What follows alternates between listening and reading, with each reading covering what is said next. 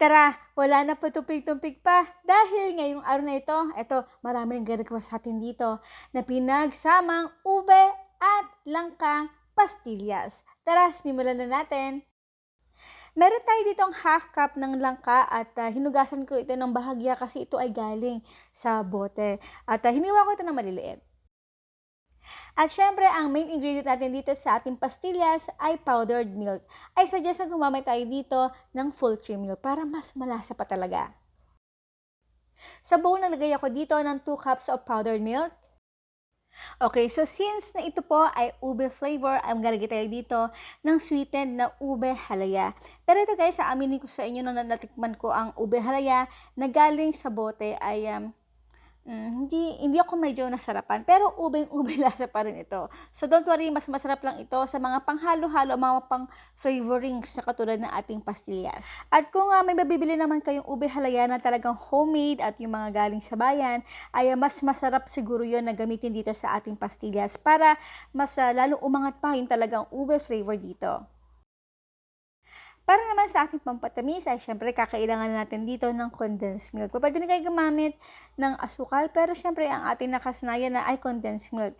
Since na again, ube flavor yung ating ginagawa ngayon, gumamit ako dito ng ube condensed milk flavor. Again, alam ko na marami sa lugar ninyo na hindi available ditong ube condensed milk. Okay lang kahit yung classic na condensed milk. Lagyan nyo na lang ng food color itong ating pastillas para maging mas vibrant pa, or kung okay lang sa inyo na light or lavender kanyalabasan ng ating violet ay okay na naman din yon. Sa paghalo naman ng ating pastillas ay maglagyan tayo ng paunti-unti lang munang condensed milk at haluin lang natin ito ng kutsara. At kapag medyo alam na natin dry or medyo nahihirapan na tayong haluin ito ay tanggalin na natin yung ating kutsara.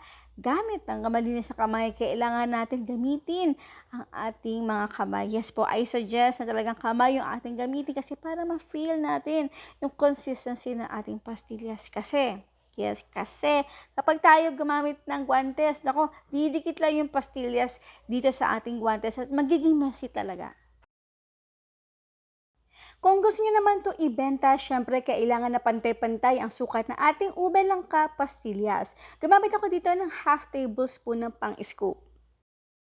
Yan. So, alam niyo naman na special akong gumawa talaga ng pastillas at sa bawat special na pastillas na ginagawa natin dito, sa ang sarap grabe ay ang pang-cover natin ay hindi basta-basta. Hindi lang sugar, kundi powdered milk din. Guys, napaka-effective nito, napakasarap. Mas na magiging milky pa yung lasa ng ating pastillas. Yun ang ating sikreto.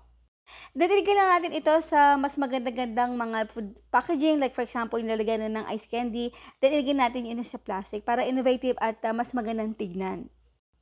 And now, it's done! Our ube langka pastillas. Bago tayo magtikiman portion, ang tanong ni Mami Shirley, ano pa bang mga gusto niyong flavor ng pastillas ang gawin natin dito o gusto niyo makita sa ang sarap grabe? Ang inyong sagot sa comment box section. Tara na, wala na pa tumpig-tumpig pa. Kain po tayo.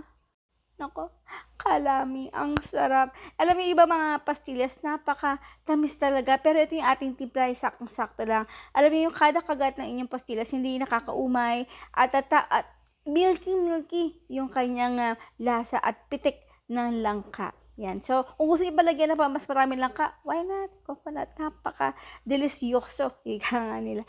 Okay guys, salamat sa inyo lahat. Ang ating outro. Keep safe, be healthy, and be happy. Bye!